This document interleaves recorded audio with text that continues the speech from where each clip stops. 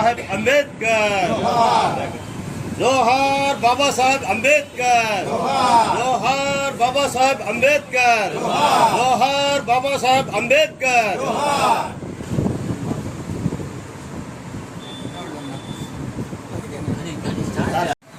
నవభారత రాజ్యాంగ నిర్మాత,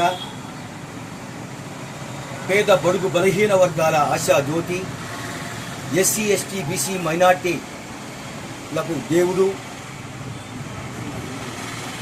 డాక్టర్ బాబాసాహెబ్ అంబేద్కర్ 134వ జయంతి సందర్భంగా పెద్దలు, గౌరవనీయులు, ప్రఖ్యాత వైద్య నిపుణులు డాక్టర్ ప్రభాకర్ నాయుడు గారి హాస్పిటల్ నందు 134 జయంతి వేడుకలను స్వచ్ఛంద సంస్థల ఆధ్వర్యంలో ఘనంగా నిర్వహించడం జరిగింది. మొదటగా డాక్టర్ బాబాసాహెబ్ అంబేద్కర్ చిత్రపటానికి డాక్టర్ ప్రభాకర్ నాయుడు గారి చేత పుష్పమాలను సమర్పించి ఘనంగా నివాళులు అర్పించడం జరిగింది. డాక్టర్ బాబాసాహెబ్ అంబేద్కర్ ఒక మహోన్నతమైన వ్యక్తి, కోసం ఎంతో సేవలు చేసి ఎంతో మందికి ఎన్నో విధాలుగా సహాయపడిన వ్యక్తి. ప్రభుత్వంలో ముఖ్యమైన వ్యక్తిగా రాణించారు. న్యాయశాఖ మంత్రిగా కూడా పనిచేశారు. ఆయన మరి ఎన్నో సామాజిక సేవా కార్యక్రమాలు కూడా చేస్తూ అందరి మన్నలు పొందే వ్యక్తి, మహోన్నతమైన వ్యక్తి. ఆయన న్యాయవాదిగా, రాజ్యాంగ పరిషత్ సభ్యుడిగా మరి ఎన్నో కార్యక్రమాలు చేసినటువంటి గొప్ప వ్యక్తి డాక్టర్ బాబాసాహెబ్ అంబేద్కర్. ఈరోజు వారి జయంతిని మనం డాక్టర్ ప్రభాకర్ నాయుడు హాస్పిటల్లో జరుపుకోవడం చాలా సంతోషదాయకమైన విషయం తెలుపుకుంటూ మరి వారి పవిత్ర ఆత్మకు శాంతి చేకూరాలని, మరి బాబాసాహెబ్ అంబేద్కర్ లాంటి మహోన్నతమైన వ్యక్తులు ఈ భారతదేశంలో ఇంకా ముందుకు రావాలని కోరుకుంటూ సెలవు తీసుకుంటున్నాను.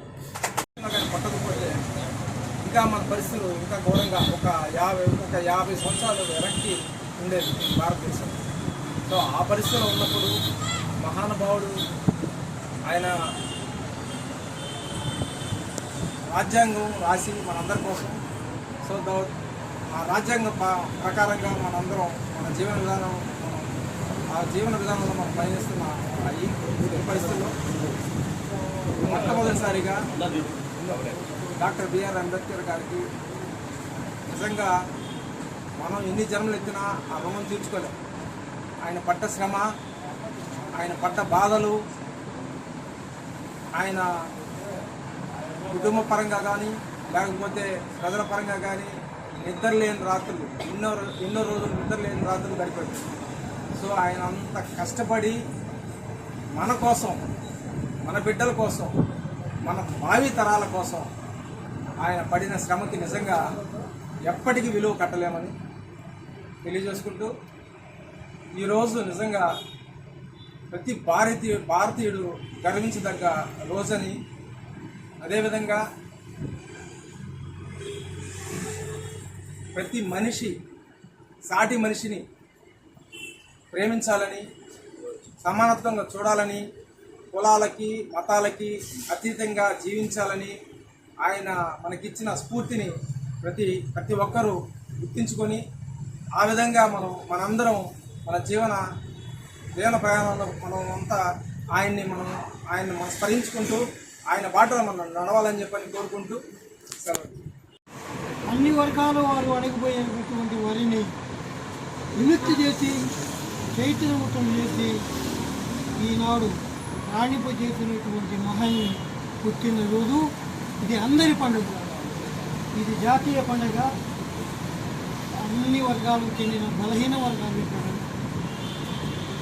ఆయన రాసినటువంటి రాజ్యాంగం ఈరోజు కూట్టుకోవాలని ప్రయత్నం చేస్తున్నా కొన్ని చేయలేకపోతున్నారు.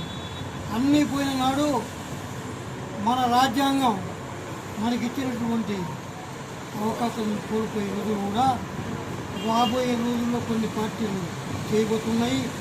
వాటిని కూడా మనం ఐక్యంగా ఎదుర్కోవాల్సిన బాబాసాహెబ్ గారు ఒక మాట చెప్పారు, నా జాతికి నేను కత్తి ఆయుధంగా ఇవ్వలేదు, ఓటును ఆయుధంగా ఇచ్చాను. రాజుల్లాగా పోరాడతారో బానిసల్లాగా అమ్ముకుంటారో వారి ఇష్టం అన్నారు. ఈరోజు ఎన్నికల ఇబ్బందిలో పెట్టుబడిదారుల చేతుల్లో ఓట్లు అమ్ముడు పడిపోతున్నాయి. భలే చౌకబేరం అని చెప్పి కొనుగోలు చేస్తూ ఈ దేశంలో పరిపాలన సాగుతున్నారు. దాన్ని ఎదుర్కోవాల్సిన అవసరం ఉంది.